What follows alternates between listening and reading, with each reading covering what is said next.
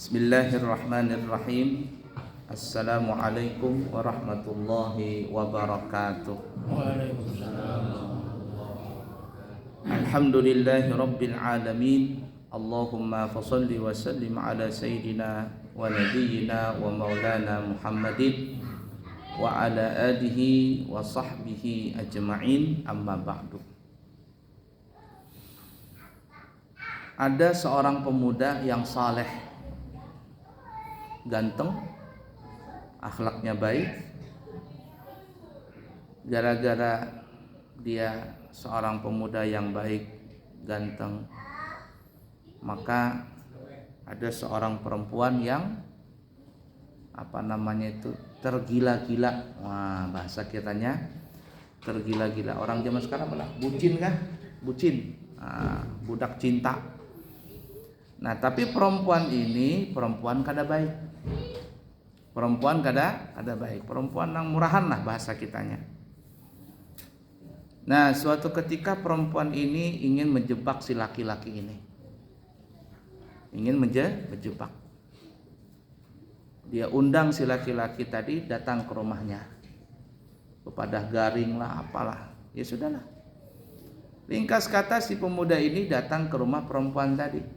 Ketika si pemuda ini masuk ke dalam rumah, ternyata nggak ada orang dalam rumah. Nggak ada orang. Lalu perempuan ini pun, karena dia perempuan kada baik, ingin menjebak si laki-laki ini, dia tutup semua pintu dan jendela. Pintu ditutupnya, jendela ditutupnya. Jar si perempuan yang jar kekanakan zaman sekarang bucin, budak cinta. Wah, ya kan bujurkah kalimat tuh? Lalu kata si perempuan yang kada baik ini, katanya, kamu harus melayaniku. Wah, gimana kita kalau begitu? Gratis lagi, nah, mana bibiniannya bungas? Kamu harus melayaniku. Kalau kau tidak mau melayaniku, aku akan teriak supaya orang-orang di sini datang, dan aku akan mengatakan kau telah masuk ke rumahku dan kamu ingin menodaiku. Bingung si laki-laki tadi nih, padahal laki-laki kada hakun. Kayak kisah Nabi Yusuf juga lawan Zulaikha dijebak kan? Gimana ini? Kalau kada menuruti, difitnah dia. Kalau menuruti, berzina dia. Ringkas kata, si pemuda ini begini aja katanya, saya minta izin dulu mau ke kamar mandi. Izin ke kamar mandi. Aku mau buang hajat katanya. Si pemuda ini ingin mengundur waktu, siapa tahu ada jalan supaya bisa keluar dari rumah itu tanpa adanya timbul fitnah. Akhirnya si pemuda ini masuk kamar mandi, berpikir keras gimana supaya buka ini dari perempuan yang jahat ini, perempuan yang menjebak ini. Tiba-tiba di dalam WC tadi hendak bahira dia. Nah, jarnya gini aja caranya. Tahinya tadi itu dipalitkan ke awaknya. Nah, pas bahira dia, seluruh awak tadi, awaknya ini nah, dipalitkan kotorannya itu ke awaknya dia, dari atas kepala sampai ke batis. Nah, orang bungul aja hendak begitu. Tahi tadi lah, seawakan dipalitkan, dioleskan ke awaknya dia. Sudah itu keluar dia dari WC. Perempuan tadi ngelap, bungul benar katanya, jawabannya. Siapa lah hendak lawan begini katanya, kada lagi bucin dia. Ini orang gila ini. Keluar kamu dari kamar rumahku. Pemuda tadi keluar, lalu mengucapkan alhamdulillah, terhindar dari maksiat. Padahal hukumnya loh ya, hukumnya di dalam ilmu fikih nih ya, melumuri awak dengan najis itu hukumnya haram. Melumuri awak dengan najis itu haram. Kita bekami itu nah, bekami pindah iseng-iseng, kami tadi palitkan ke mana ngaran ini, ke batis, disiram supaya hangat di batis. Haram hukumnya kalau nggak ada hajat. Kalau tidak ada hajat haram hukumnya. Nah, kalau ada hajat lain kisah. Dia berisi ternak ayam. Ya, berisi ternak ayam, membersihkan tahi ayam, mau kada muai tepalit itu. Ya, diinjak ke apa, itu lain masalah. Kalau sengaja melumuri awak dengan najis, haram hukumnya. Begitu juga apa ya tadi ya? Melumuri awak dengan apa? Yang najis, benda-benda yang najis ya. Pakaian sama. Ya, pakaian dilumuri pakai darah umpama, haram hukumnya.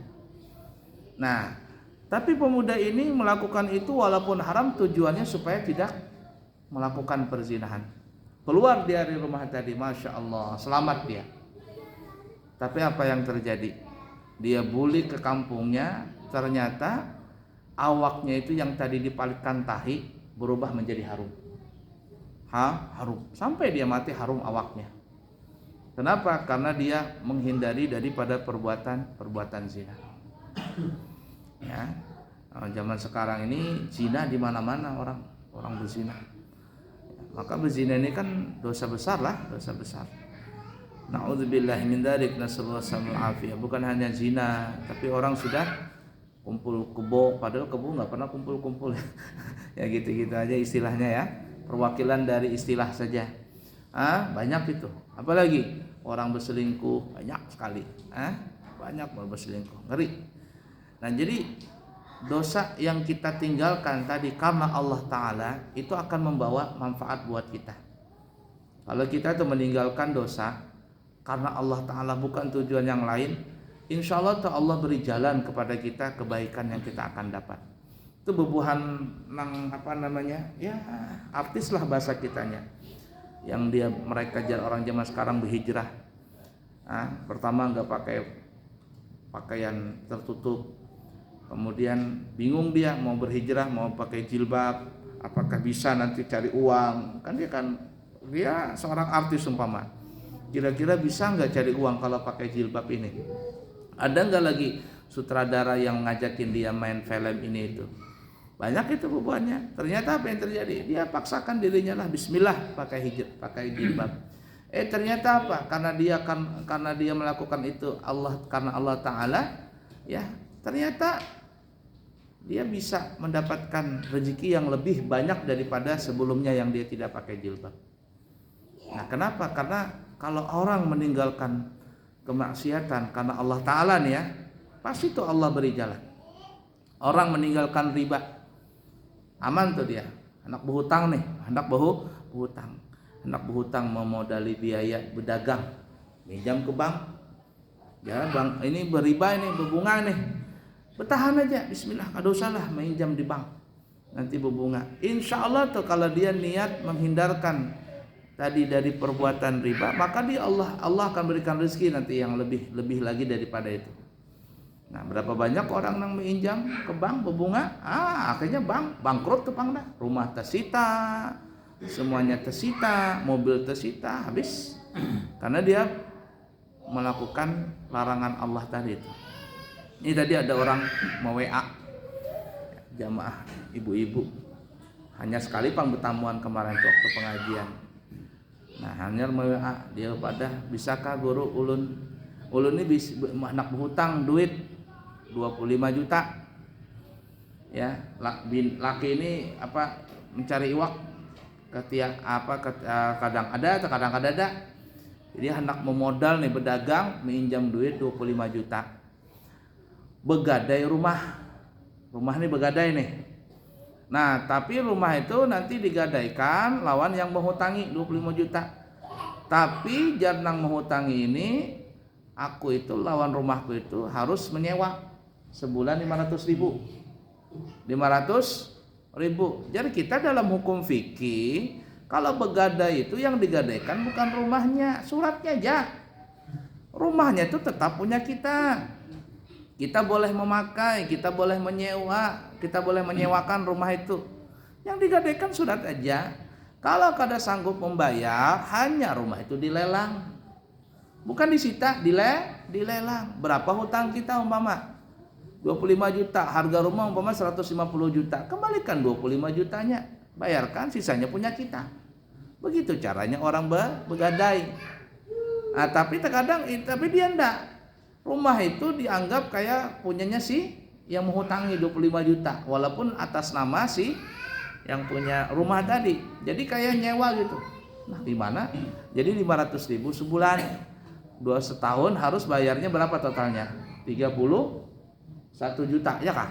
25 juta itu hutangnya. Nang 500.000 sebulan. Ya lah. Kali 12 berapa? 6 juta, 25 tambah 6 berapa? 31 juta. Pian itu riba ngarannya seperti itu tuh. Ya. Ayo pian bertahan aja. Insya Allah ada tuh Allah berikan rezeki. Nah, jadi kalau kita nih menghindarkan maksiat karena Allah Ta'ala, pasti itu ada jalannya. Allah pasti akan berikan jalan. Gak mungkin lah Allah tidak berikan jalan. Cuman ingatin, sholat beres kada kita dulu. Sholat, penting sholat dulu. Sholat diberesin lah, lawan bini jangan membohongi terus lawan bini. Ya, jangan, itu ketulahan kita. Ya, ada berkah lawan bini membohongi, apalagi orang tua dibohongi. Salat dibujuri, bersedekah jangan tinggalkan. Walaupun sehari bisa 5.000, 5.000, ya kan? Bisa lebih daripada itu, alhamdulillah. Itu insya Allah tuh. Dengan seperti itu Allah akan berikan kita kemudahan di dalam segala urusan. Tapi ingat, sebaliknya nih, orang yang ketujuh melakukan maksiat atau dia sengaja bercabur dalam maksiat, ini Allah akan berikan kerugian dia. Bagian kerugian itu ada kisah ya, disebutkan dalam hadis zaman dulu nih Bani Israel. Ada seorang pemuda juga orang soleh dan sebagainya, tapi karena nggak punya ilmu ya, nggak punya ilmu. Dia cuma ahli ibadah tapi nggak punya ilmu. Makanya bahaya orang ahli ibadah, rajin sholat, rajin puasa ini, tapi kada berilmu, tersalah dia, bisa tersalah itu. Bahkan kata ulama 100 atau 1000 orang ahli ibadah, 1000 orang nih ahli ibadah, tapi mereka nggak punya ilmu.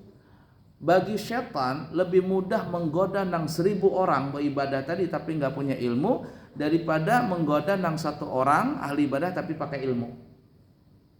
Nih 1 orang beribadah tapi berilmu, ngerti hukum, ngerti syariat, ngerti hakikat semuanya.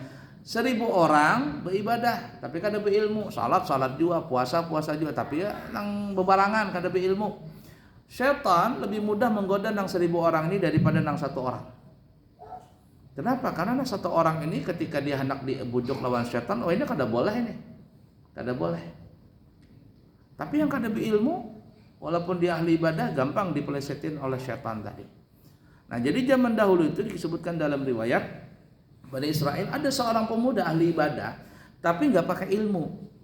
Karena dia nggak pakai ilmu, jadi ya gampang tersalah. Nah, karena dia ahli ibadah, lalu ada nang perempuan nang ibarat kata nak menggoda juga. Ini memang laki-laki ini godaannya di bebinian kita, ya beratnya di bebinian.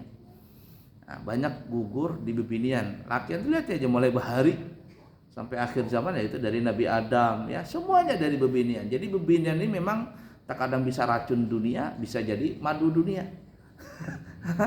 Kalau racun dunia bahaya tuh. Tapi kalau madu dunia, alhamdulillah tuh baik aja dia. Apalagi nyaman di madu. Nah, harap benar.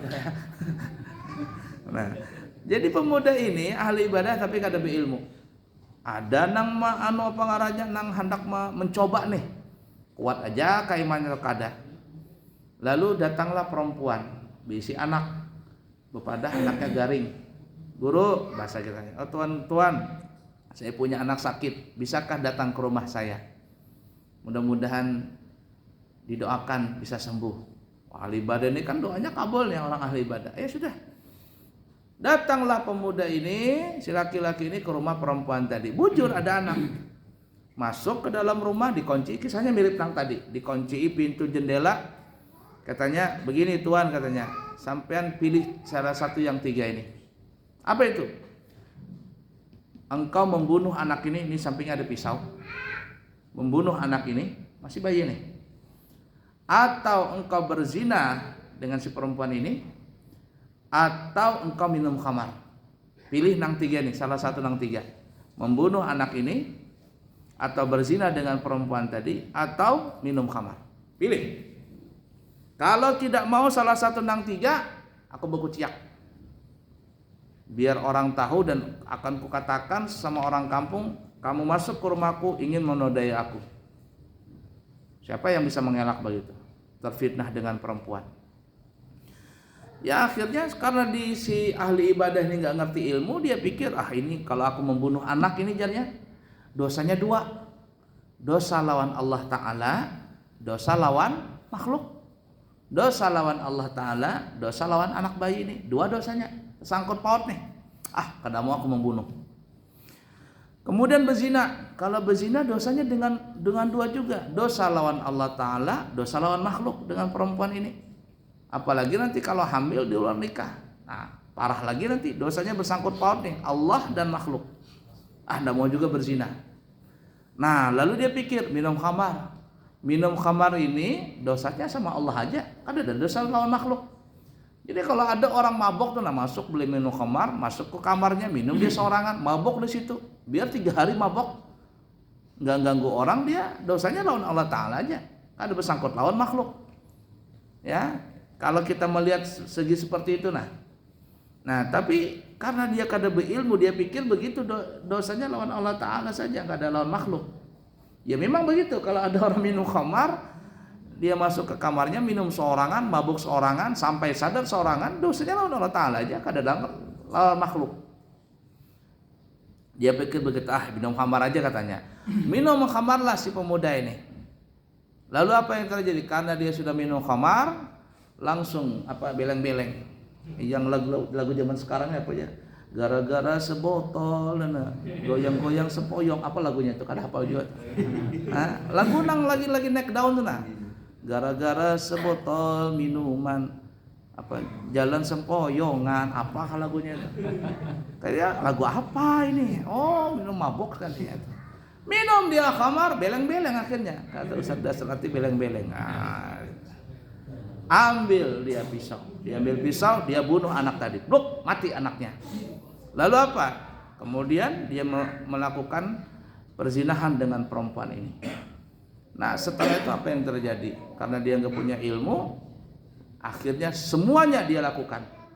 Minum khamar iya, berzina iya, membunuh anak iya. Nah, itu dalam hadis itu dikatakan al-khamru rasu kulli khati'ah, atau apa hadisnya.